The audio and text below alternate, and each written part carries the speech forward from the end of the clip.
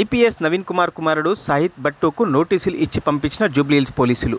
ప్రకాష్ నగర్లోని ఇంటి ఓనర్ మహిళను ఐఏఎస్ అధికారి బన్వర్ లాల్ సతీమణి మనీలాల్ను తిట్టారని కంప్లైంట్ ఇవ్వడంతో పోలీసులు ప్రకాష్ నగర్కు వెళ్లి జూబ్లీహిల్స్ పోలీస్ స్టేషన్కి తీసుకొచ్చిన పోలీసులు 41A నోటీస్ ఇచ్చి పంపించిన జూబ్లీహిల్స్ పోలీసులు. నవీన్ సంబంధించినటువంటి అంశం పైన అరెస్ట్ చేసి తీసుకెళ్తున్నటువంటి పరిస్థితి కూడా కనపడుతుంది.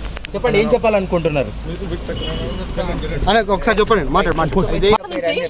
4 years నుంచి మా వారు కంప్లైంట్, మా వారు కేసు పెట్టారు. మా ఓనర్ మా దగ్గర డబ్బులు తీసుకొని పర్వాలేదయ్యా మా బతికే రోడ్డు మీదకి వచ్చేసింది. నేను నడవలేను, నా కాళ్ళు పోయినాయి తెలుసా మీకు?